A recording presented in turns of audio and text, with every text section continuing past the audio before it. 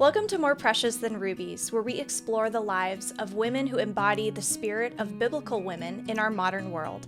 I'm Arianna, and today's episode will be diving into the life of Tabitha, a disciple known for her good works and acts of charity.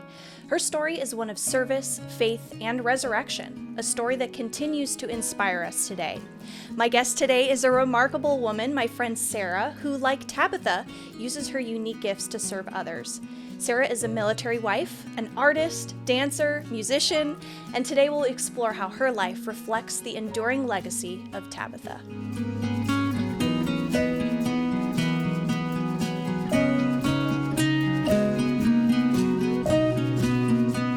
Sara, welcome to the show. It's so great to have you here. Yeah. I'm so excited to talk a little bit more about you, how your life compares to Tabitha, and just about the many talents that you possess. Thank you for being on with us today. Thank you so much. I'm super excited, and thank you for having me here because it was so sweet to get that text from you, and this is really special. I'm so glad to hear that.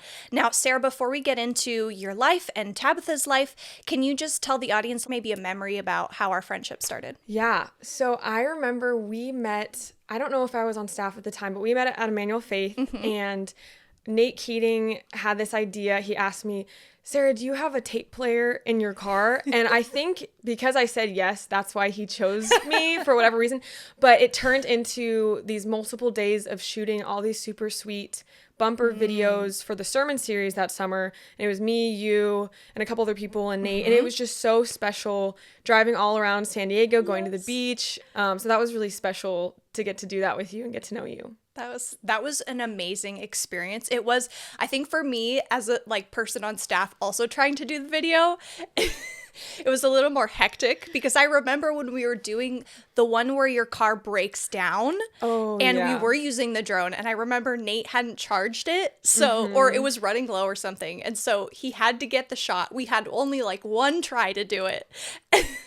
Just the communication between all of us, and that was so exciting and so fun. I agree. That was just such a fun moment. I will link, I think we have them on YouTube on Emmanuel Faith, so I'll link those because they're super fun. It was an amazing experience. It was hilarious. The only thing though that I somewhat regretted from that is I wore this sweater and it was a cold day when we first started filming because we were at the beach. But then as we had to keep filming it for continuity's sake, I had to keep wearing the same outfit, and it was burning hot outside. You're right. I'm still wearing the sweater, driving in my car. I have no AC. I have the windows down. Nate's on speaker okay, drive faster. Oh, drive slower. And I'm just sweating, and I'm I need a drink of water, please. So it was really fun, very chaotic. It was kind of chaotic. Special. I mean, that was kind of just all our shoots at Emmanuel Faith were a little chaotic, but that's what makes it fun sometimes. Yeah, definitely. Lots of laughs, lots of weird jokes, and all right, guys, we gotta focus. I know. Come on. Okay, get serious now. It's we were laughing 2 seconds earlier. That was a blast. Yeah, so that's such a fun memory that we share, and that is how our friendship started. That's so fun. We did several other videos after that too. Yeah. We did some church life episodes together. That was a blast. That was fun. I remember there was a dog involved in one of them, and we were doing tricks. Was that was my family dog. That was your I remember, what was his name? Smokey, and we were doing sit, roll over. Yes. And those were really fun. I remember doing a lot of fun and weird stuff for those announcement videos, playing basketball. Yes. Knocking someone over. Yeah. So fun. Yeah. Well, thank you for sharing that, Sara. And before we get into your life story, I'd like to take a moment to introduce the story of Tabitha, which can be found in Acts 9, where we read about Tabitha's devotion to good works and charity, and how God worked through Peter to bring her back to life. This powerful story reminds us of the impact that one's life can have on an entire community. So to transition, I want to read her story in Acts 9, 36 through 42. In Joppa, there was a disciple named Tabitha. In Greek, her name is Dorcas. She was doing good and helping the poor. About that time, she became sick and died, and her body was washed and placed in an upstairs room. Lydda was near Joppa, so when the disciples heard that Peter was in Lydda, they sent 2 men to him and urged him, "Please come at once." Peter went with them, and when he arrived, he was taken upstairs to the room. All the widows stood around him, crying, and showing him the robes and other clothing that Dorcas had made while she was still with them. Peter sent them all out of the room. Then he got down on his knees and prayed. Turning toward the dead woman, he said, "Tabitha, get up." She opened her eyes, and seeing Peter, she sat up. He took her by the head and helped her to her feet. Then he called for the believers, especially the widows, and presented her to them alive. This became known all over Joppa, and many people believed in the Lord.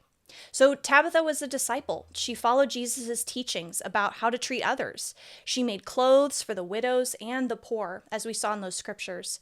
She always did good and helped those in need. And in this story, we encounter a faithful disciple who helped others and who received the help of God when she was in her time of need. So, Sara, before we dive into our discussion about Tabitha, can you share with the audience a little bit about your journey yourself, how you became an artist and how you became involved in so many different strains of art? You're a painter, you're a sketch artist, a dancer, a singer. I mean, really, what can't you do? Thank you. So can you tell us a little bit about how God kind of has instilled that passion for just general art inside of you? Yeah, thanks for asking. So, yeah, I grew up dancing ballet. So that was I think it was my third or fourth word that I ever said. And I had two older sisters at the time who were dancing. So I was too young to actually take the classes, but I would stand at the door, go up to the window and watch them. And so I would say ballet, ballet. And that was literally, as a young kid, that was all I wanted to do. And we'd watch a lot of different videos of dancing. And so I started dancing at a young age and I just loved it. I think there's something really beautiful about dance, but specifically ballet. It's strength and grace at the same time. And that takes a lot of agility and, the muscles and the music. It's everything. And so I started dancing, and then in high school started doing a lot of art. I was the overachiever kid who, whenever we had to do a group project, I would immediately volunteer to do the poster, make a special booklet. And that was just something that I really loved. And then going into college, I decided to study illustration. Okay. And that was super cool. Doing all kinds of things from Photoshop to Illustrator, but then also painting a live person for a couple hours, I would actually take like all day in my class just sitting looking at one model and we'd paint them or draw their expression, draw their body. So that's just like a lot of really great ways to create art, both digitally and physically. So you could say fine art mediums. Yeah. So I really love doing that. And that was just something, I don't exactly know if there was ever a moment where I said, oh, I'm an artist. It just was always something I was naturally drawn to. I didn't have to force myself to want to do art or sing or make music. I think those were things I was just very naturally drawn to. Okay. Yeah. And I also know you through the worship team experience at Emmanuel Faith. So you kind of started slowly getting involved in the worship team, and now you go to a new church with your husband, and you're involved in the worship team there. Yeah. So you have a long history of just experience in art in general. And I've seen those transitions happen, and that's been really special for me just because I see how talented you are in that realm of art, and just every part of it, you nail it. So Thank that's you. amazing to hear about that background. So kind of going into now your connections with Tabitha, she was known for her acts of charity and service to those in need. So as an artist, how do you see your work as a form of service to others?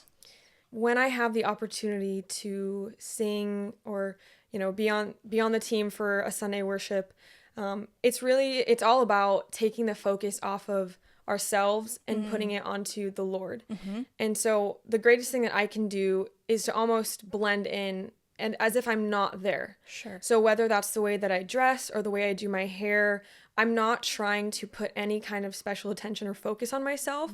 I'm more so being, I guess you could say, I'm trying to be a conduit of, here's the congregation of the church, here's the musicians, and we're being a conduit of focus and fix your eyes on Jesus. The best thing that I can do is to kind of almost take a back seat, which is interesting because in a lot of times churches have stages. So you have the worship band up front. But I think the reality is it's all about your heart posture. Sure. It's your intentions. Why am I on the worship team? Yeah. Why do I do the things I do? Because I think there is a reality of, in just my own sinful flesh, there are small moments where I want the glory. I want the satisfaction of the attention. And I think the opportunity is to continually put that to death. And somebody who really taught me a lot about that throughout high school and college was Jeremy Park at Emmanuel Faith. And it was just a really sweet opportunity for him to teach the group of students on the worship team, why do we worship? it's not about us. What is our focus? And whether that's through reading scripture or the intentional prayers that we pray before we go out and do the worship set, it's all the behind the scenes things that are working. So I would say it doesn't matter exactly what you are doing, but it's why you are doing it. Are you doing it for the glory of the Lord? Are you doing it for your own selfish gain? And sometimes there are moments where that happens, but immediately acknowledging it and being quick to just to surrender that and ask God, please make this about you, not me. Get me out of the way, because I don't want to stand in the way of what you're going to do and your power and your glory. Yeah, and I've talked to a couple musicians now, and I feel like that's been a similar posture that they always desire. Even though we're sinful, we have a sinful nature, and that is going to happen. They are going to reach times where they're worshiping and they realize, oh, I'm in the wrong headspace, and they have to immediately ask for forgiveness. I think that that's an important task, to have that whereabouts of yourself, of being like, okay, am I in the right headspace for this? And I think you're right. Having that time to prepare and pray beforehand with your team is so important as well. And I think even with art, whether it's paint or sketch, I think I'm a lover of art. I'm not very good at painting or sketching, but I'm someone who gets like goosebumps or tinglies when I hear someone who's just an amazing musician, or I see a piece that really connects with me on a spiritual level, or our heavenly creator when I go outside and I see his beautiful nature. I think that even just artists have a way of blessing other people with their talents too, where you get to see the talent that God's given someone expressed on a paper, and you kind of get to see their mind's eye in that way too. So I feel like even in that sense, that's how artists have blessed me too. I've been able to see their handiwork and God's handiwork through that. Yeah, I love that you bring that up too, because a lot of my classes were always focused on nature, or I had a certain class called plein air painting in college, and we'd go out for hours, like all day, and we're just in the middle of nowhere with trees and bushes and just beautiful things everywhere. And our job was to set up our painting station and paint all day. Wow. So you're staring at the beauty that God has created. So I think even in that, when you're thinking about, well, this tree isn't the beauty, like, yes, the tree is beautiful, but the tree didn't make itself. Yeah. There is an incredible designer. It was not a mistake. It wasn't just plopped here. Yeah. It was handcrafted. Yes. And so in the same way that it would take me all day just to paint one little panel with a tree and some bushes, how much more intentionality is there in this tree that's standing before me that's 20 or 30 feet tall, and its leaves are just this certain way, and its bark looks like this, and the way the light hits it, all of these beautiful things, you don't want just to stop there at its outward look, but considering who made this, and wow, thank you, God. Yeah. Thank you that I get to be here. And those are my favorite classes, because I just got to be outside all day, and I think a lot of people can experience the beauty of God's creation when they just go outside. Yes. And I've heard it said that it's really helpful if you're feeling disconnected from God and you want to draw near to him, go and be in nature, because you're going to have evidence all around you. Yeah. And it's going to be unmistakable. And I think that's just really sweet. And definitely very helpful for me. Love nature, love being outside. I know. That's why we kind of had to bring it in, because I'm like, okay, we have to get Sara talking about nature. Because that is something that I've known about you two for a long time, is that you just have an awe for nature like I do. So that's so fun to see your passion for so many things culminating in art. That's just really fun to see. And so Tabitha's story also shows an impact of a life devoted to good works. So in what ways do you feel called to use your artistic gifts to make a positive impact to those around you? So I know, for example, that we talked a little bit about worship and how, just me personally, how worship impacts me, how art impacts me. So maybe you can tell a story of how you've seen it impact someone else that you've blessed with art or music. So actually, I don't know if I've told you this, or maybe you've seen it on Instagram, but I actually started my business about a month ago. Yes. And so it's called Art Deco Studios. And basically I decided, well, I love teaching art. I love kids, absolutely adore them. And I wanted to try and emulate my old previous job that I'd had in college, but make it a reality here in San Diego. And that looks like teaching art classes. I'm currently working at a school right now with their after school program, teaching classes to kids of all different ages. And previously when I was teaching classes, I also used to teach dance. And that was super fun because I was getting to use my passions in these specific art practices, but teaching the next generation and just getting to see kids be kids. And I would say one of the biggest things that I could see where there was opportunity for impact and just loving the people around me, it just looked like being a faithful servant and faithful steward. So whether that was trying to always show up on time or even early and, you know, having my mind just ready to love and to give to these kids, not coming from a place of, this is an inconvenience to me or these kids are getting on my nerves, but man, how can I die to myself? How can I give and lower myself? Because I think to be excellent in whatever you're doing, it requires humility. And a lot of times, even if you're teaching young preschoolers how to dance, that's very chaotic and that doesn't typically go very well.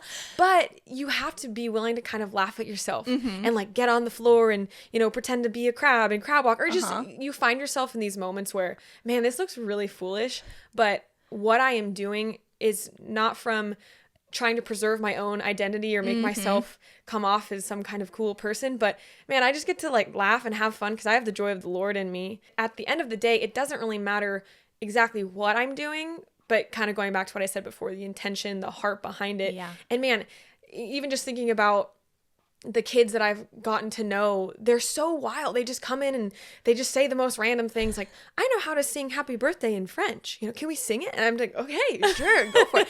And I think even though I might not be preaching the gospel in that moment, or I'm evangelizing in an active sense of, this is what the Bible says, by being a light to the kids, to the parents, to the teachers at this school, I want them to notice, hey, like that girl's different, or wow, she doesn't say these kinds of words. Her language is very sweet. She's always representing herself well. Why does she care so much about these kids? I want those things to be a light and be a good example of what's inside of me. Yes, definitely. Yeah. I think that everyone should task themselves with doing that. Sometimes it's easier said than done, but especially with kids, just knowing the fact that you can laugh at yourself, I think that's something good for people who work with kids and are maybe struggling with that. They're getting burnt out. Maybe they've worked with kids for a while and they're like, I don't know how I can do this anymore. I think that's a good way to think of it, is like lowering yourself to to show your joy in the Lord and kind of just be like, it's not that serious, you know, in kind of that way. Yeah. And the reality too is, and this is something I've recently learned a lot, is, so let's say you take a 7-year-old child. They are the oldest they've ever been.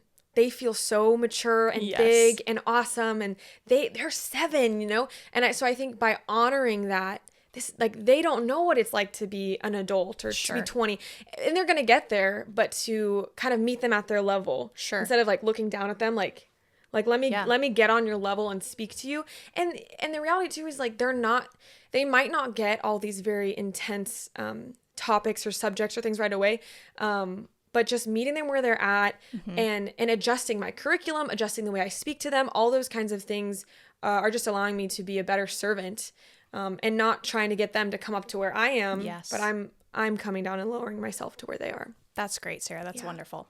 Kind of moving on to the next idea here. Tabitha's resurrection was a testament to God's power and faithfulness. So how does God's faithfulness encourage you in your daily life? Yeah. I would definitely say it's just the consistency of the Lord. The fact that he is unchanging, and I can rely on that because I'm so aware of how quickly I am able to change. Like I'll change my mind. I'll change the way I feel about something. And so I'm kind of a hot mess sometimes, going back and forth like, I don't like this or I really like that. And so in contrast to my own very chaotic nature, I see the peace and how steady the Lord is. He is unchanging. He is always faithful. And so that's something just a theme that has really been carrying me. And so when I have moments where I'm struggling and I'm feeling all over the place, that is just comforted by the steadiness of the Lord. Wow, that's amazing, Sara. Now, we've discussed your similarities with Tabitha, and I'd also like to ask you some questions to give our listeners a little bit more insight into your life as well. So, you talked about God's faithfulness and that being something that resonates with you right now, showing you his power. So, is there a specific Bible verse or a song, since you're a musician, that's been particularly impactful to you in this moment of your life right now? I really love the song Holy Forever by Chris Tomlin. And just this idea that, yeah, you are holy forever. Your name is the greatest. Your name stands above them all. And I think that's just such an encouraging thought. One of my favorite verses, and this is one that I have committed to memory, and I come back to it all the time because I think it's just something I need to remember, is Psalm 139. I think it's 23 and 24. It's the very end of the chapter. It says, "Search me, O God, and know my heart. Try me and know my anxious thoughts. See if there is any offensive way in me, and lead me in the way everlasting." I love that verse because when I'm in a moment of putting myself above the Lord, so I'm making myself the God of my own life, and I am living life out of my own power, when all is kind of settled, that verse comes to mind, and it's a prayer of humility. Yeah. And it's saying, like, search me, God. So God, find the parts of me that are sinful. Find the parts of me that I need to lay down and surrender to you. And then, show me, like, lead me in the way. So God, you take control, lead me in the way everlasting, in a righteous way that will bring me life, not to bring me death. Because my own understanding and living out of my own strength will not get me anywhere. It'll just all be in vain. So that's a verse that I think for me has just been a rock of humility, trusting in the Lord. And then from that, then I think about how amazing the Lord is and how I want to pursue him and how wonderful he's been to me. So that's kind of that first step of, heart check. Yes. Okay, let's go this way. I love how it combines the essence of a heart check, but then also kind of abiding language and then into trust, like letting it go. Yeah. I love that. That's a great verse to just keep in our minds and to memorize for all of us. I think that's a great one to have in your brain. So in your experience as a sister, a friend, and a Christian, where have you seen God's hand at work in your life? It could be in your career or your everyday life. Where have you seen his hand working in your life right now? I'll talk about a challenge first and then the way that I've seen the Lord change it. I have really struggled with jealousy and comparison. Okay. And that's been something that I'm sure if anybody has social media, it's kind of like ingrained in the nature. And whether or not you want to admit it or you would necessarily admit it out loud, when you see photos of other people living their best life and they're posting their highlight reel, like all the best photos of their entire month of September or whatever, I don't know. There's this idea of, man, like, I want that. I didn't get that. And because of that comparison or jealousy, your heart can start to think like, God, like, you're holding out on me. Like, why am I not getting this? Why does this person have that? And so that's been a struggle, I would honestly say, in the last year, so like 2024, I've been struggling with. But out of that has been, anger, frustration, but also, sorrow, like just kind of the Lord has been unearthing a lot of things in my heart of like, why do I feel this way? But then on the contrast, there's just been so much growth. Okay. So opportunities for, like, seek me, like, search me, God, know what's in my heart, bring it to light. And man, like, I want to deal with this. I don't want to struggle with jealousy. I want to see the photos of my friends on social media and be so excited for them. And even if my life doesn't look like that, then I want to have more gratitude for the things I do have. So right now I'm nannying for a wonderful family, and there are days where it just feels so monotonous. I'm doing the same thing over and over. I'm getting in my car like super early, getting to my place of work, and then almost somewhat feeling dissatisfied because, man, what I'm doing is very small. But the reality is, and if you're a Christ follower, this, it's like, man, if I can be faithful with something very little, I can be faithful with much. But this opportunity that I have to impact this one family with this one child, it could mean so much more. And so I've even taken it to like a step further. Like, I'm praying for this young child I'm taking care of. I'm trying to teach them healthy habits. I'm just getting to enjoy a young child and getting to learn about that. Because one day I'd love to have my own children, and I don't right now, but one day I'll be able to take what I'm investing in now and apply that to my own children. Like, oh, I remember dealing with this. Yeah. Now I have the insight and the knowledge. So seeing it less as, oh, the Lord is withholding from me. No, the Lord is giving me. I just have to be willing to take it and acknowledge it. So that's been huge for me this year. And I know that it'll be something that I'll be walking through probably the rest of my life. Yeah, what a good lesson. I think that that's something that's come up so frequently as well. I think in this age group, and you're younger than me, but I think even still, we've seen the younger generations be so enthralled in social media, and I think that there are good things to come from social media, but there are also detriments to it. And I think more often than not, even in our age where we didn't not all of us had like the Instagram of today when we were in junior high. Right. It was different then. And so now seeing those changes and having to kind of formulate our habits to change with the platform has been a challenge. And so I think that that's very respectable that you're being able to recognize those changes in your own heart, but matching them with challenges to grow. You know, when the devil's trying to pull you down, you're like, no, I'm not standing for that. That's amazing. What a good reminder. And I'm going to do that myself. Because I think all of us can agree that our jobs, no matter what we're doing, it can become monotonous when we've worked there for even just a year or however long. But challenging ourselves to say, how can I bring the Spirit into what I do, and how can I grow in my own faith in a daily position? I think that that's really respectable. So that's a great habit to have. So this is a fun question. You have a podcast called All the Things with Sara Allen, which I'll link in the show notes if you guys want to listen to it. You have an episode called Ballet Kinda Screwed Me Up. So can you explain the arc of joy and pain that dance has formed in your life? Yeah. Also, just because you brought it up earlier, I'm Sara, was McDowell, now Allen. Right. So I want to make sure people know who I am, because they're like, who is Sara Allen?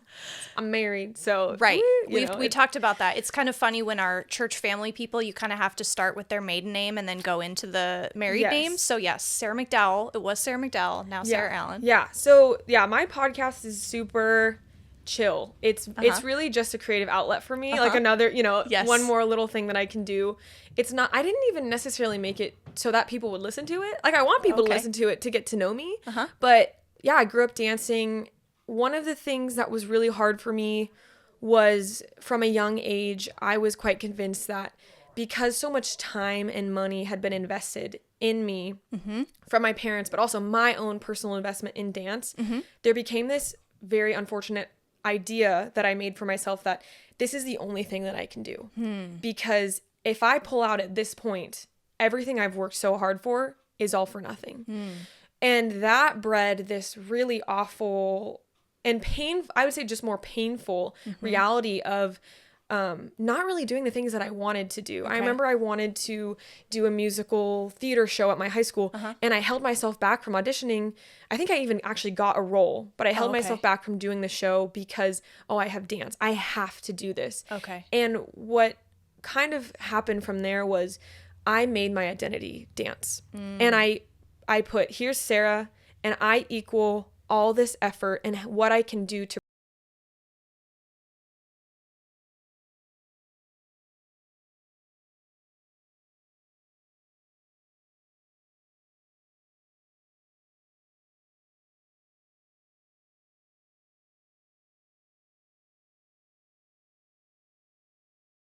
for the longest time, it was Sara equals what everyone else thinks. Sara equals just her performance. And the breakdown of that was, I had a really bad injury, moved home after thinking that I was going to be living in Illinois. But then coming home, I think the beauty of it was, especially back in like 2018 through 2020, those couple of years, the Lord started to reconstruct my life and reconstruct my heart. And it no longer was about, Sara, you are what you do, but it's, Sara, you are mine. You are just a child of God, and that is enough. And that sometimes doesn't feel like it's enough. Right. But it is. So it doesn't matter how much I produce or perform, even in my art today, how many likes I get, just all these things that we give ourselves these earthly parameters of value. Yeah. And none of them actually stand the test of time at all. It's not going to matter. It's just, chaff in the wind. Right. And so the beauty of that has been to just be at the feet of Jesus and relearn what does it mean to have value. Yeah, we did speaking of your videos earlier, we'll go back to that. We had an episode where we kind of visualized your journey with dance. I mean, even though it was like kind of actor portrayal kind of vibes, like it was interesting to watch you do that skit, and have that be real for you. I think a lot of times athletes is like, think of college athletes, they get injured, and if their identity is grounded in something like a sport, they feel like their life is over. Yeah. And especially, if your parents devoted money to it, you feel like you're tied to that as well. I mean, thank goodness your parents come from a Christian background, so they could have the same idea as you of being like, it's fine, you're a child of God. It's not about that. But imagine someone who's coming from a secular household that may not have those same morals or standards, that would probably break even faster. Of a parent could be chiding them like, well, there goes all the money I spent on your passion, And so I think that that's something important for people to know if they're going through an injury or they come from a household that may not understand as well as your parents may have, of just knowing to themselves that I don't have to be this thing that I spent years on, because I have the rest of my life to look forward to something else, and I'm not made for that one thing. So that's a really important lesson, I think, to connect to someone, whether you are a Christian or not, of having the confidence outside of an injury is important for sure. Kind of in that same realm, for a lot of people, art can be a form of expression and healing as well. So how has your art helped you to process your experiences in your personal journey? That could be your healing from dance, or just, I guess, when you're down or going through the ups and downs of your life. How has art helped you to heal and transform? Yeah.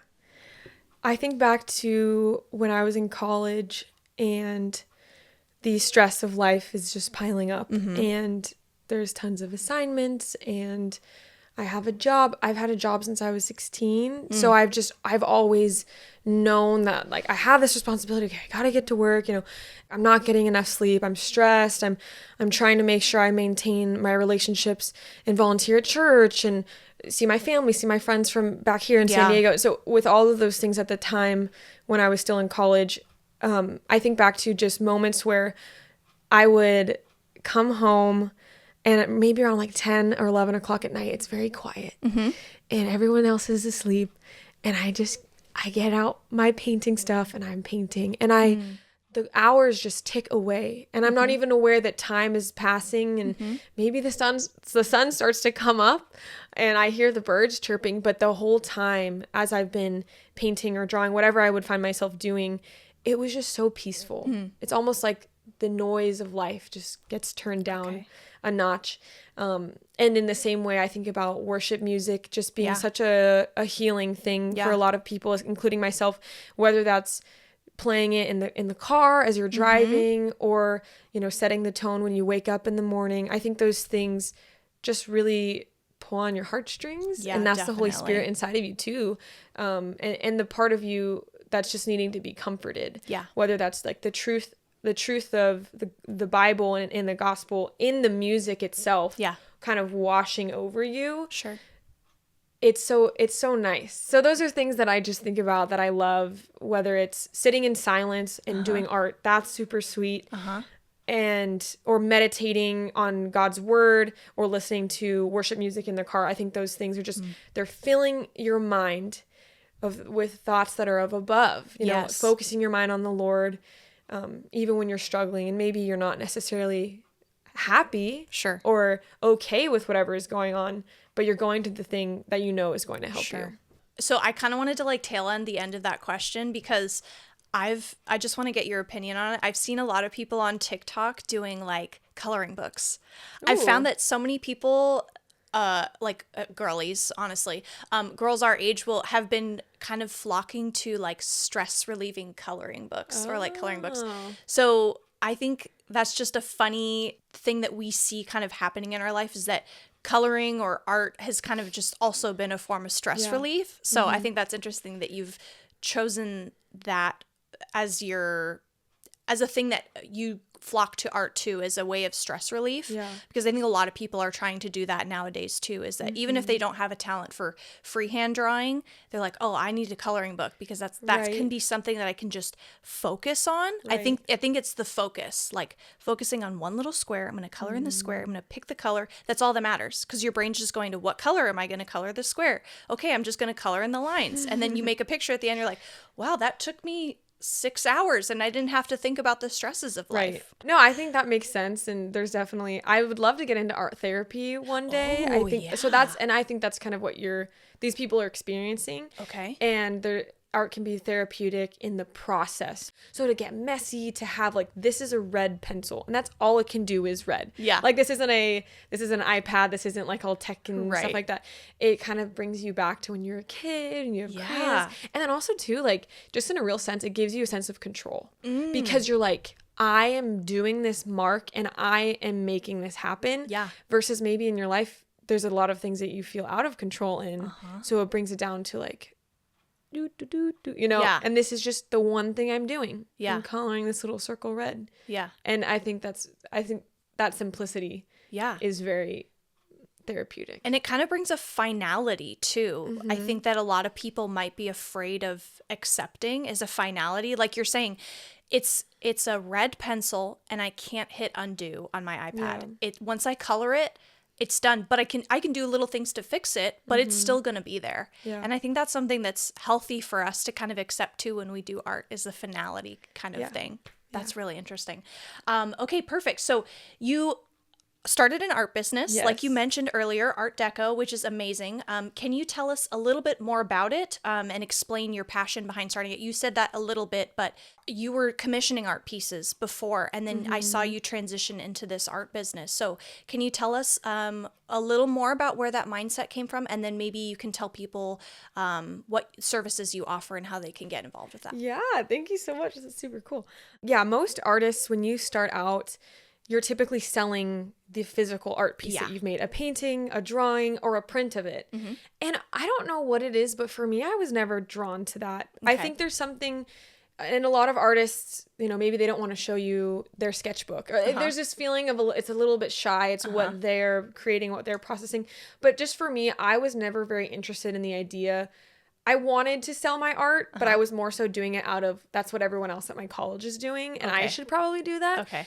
And I did a couple commissions here and there, but what I really found is I love teaching. And that was my job in college. I taught for an amazing woman, Janice, and she had an art studio and it was just the best. And I would go in, I would get to create all of my projects. I would teach them to the kids and, document, take photos while we're doing it. It just was so fun. And it ignited this part of me that, man, I love teaching and I love art. So what better way to combine the two things, and then also to start my own business to create something that I haven't seen down in San Diego. And, I was in Orange County at the time, and part of me thought, man, I would love to just go work for Janice again, but I'm here. So what can I do here?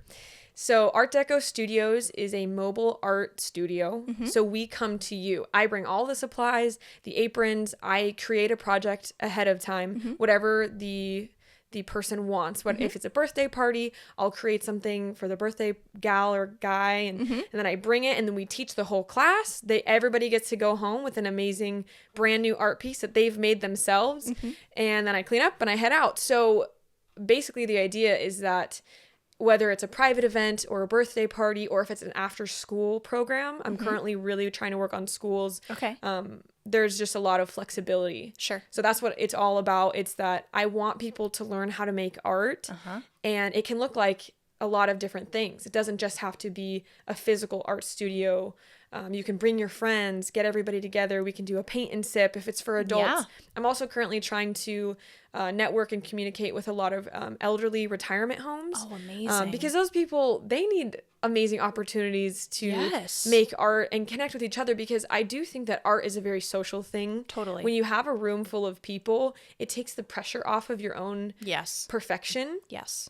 A lot of times people don't want to even try to paint or draw because they're so worried of messing up. But the reality is you can't mess up. Right. You're just learning something new. Right. And if you don't want to mess up, you have to just work on that ability of, like, you know, laughing at yourself. Exactly. I was Right? like, Like, haha, like that was bad. Like, but I can do better next time. I think that's the Right. thing, is it's like, yeah, it may not be as good as the friends next to yours, but what is good? You know, like their art is expression. And that's the fun thing about it, is it's like, there's no good art and bad art. I mean, we've seen like swirls and paint splatters, and that sells for $500,000. Like, what is crazy. good and bad art? There is really no definition. I do think that's bad art, though. Oh, do you?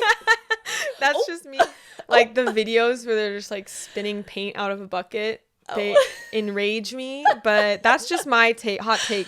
Yes, there are levels to like the complexity of art, but I think when you're trying to teach a class to like little kids, where they're like, you know, I could imagine kid being like, hers is better than mine, you know, and you're trying to just teach them from a young age of like, no, that's yours. You did a great job. You're learning something new, and next time you're going to do better. I think that that's amazing, that you're not trying to cap it at an age group. You're trying to allow for every age to experience the joy of art, and learning how to do new things is an amazing talent to have at any age. Yeah. So you're trying to network to an older age group as well, but maybe we can just focus on a younger generation. But why do you think it's important for younger generations to experiment with artistic expression? We're at a day and age where technology is huge. There's iPad kids. Yeah. And that's like a whole other conversation. But there's a lot of, I feel like those things are very rigid in the sense of iPads or computers or these certain things. A lot of them are all about entertainment. Okay. So you're basically taking out the opportunity for a young child to be personally creative. Okay. Because you have something in front of them and they're enjoying this entertainment on here, but they're not getting the chance to create themselves. And so that's where things like, you know, make believe play come in. Or like when I was a kid, I used to write plays in fourth grade, and I would make the classmates like, hey, this is your role. And I would like write the script like 4 or 5 times. And I'm like, okay, this is what you're like, this is who you are. Like, and okay, don't get me wrong. I don't know why I did that. It's just because I wanted to. Nobody told me I should make a play. It's just, oh, I have pencil and that's just what I found myself doing. So I think when you allow like spaces to be creative, but without an end goal, that's really helpful. Just putting a big stack of paper and markers, like, there you go. No rules, no instructions. I think those kinds of opportunities for kids are so important. I'd also say that it's just so important for kids to do something that doesn't have an immediate outcome. You're not necessarily trying to get the praises of others. You're just creating it for the sake of creating. And I think that is such a valuable gift for kids, because before technology and social media, especially like when I was a kid growing up, I would just make drawings. I don't know where they are to this day. Yeah. My mom maybe didn't put them up on the fridge because I just had so many. Right. But I had the ability to freely create. I wasn't caring if I was doing a good job. I'm a kid. I'm drawing. I want to make this weird little paper sculpture. So just letting kids be kids and have the opportunity to have that childhood of freedom, because there's freedom there in that. Totally.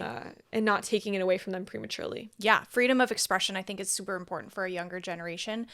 So can you tell people a little bit more about where to find more about your classes? I know you have an Instagram page, which I'll link in the show notes. Do you have a website? Yes. And it's the same exact name. It's artdeco-studios.com. Okay. And then the Instagram handle is artdeco_studios. Okay.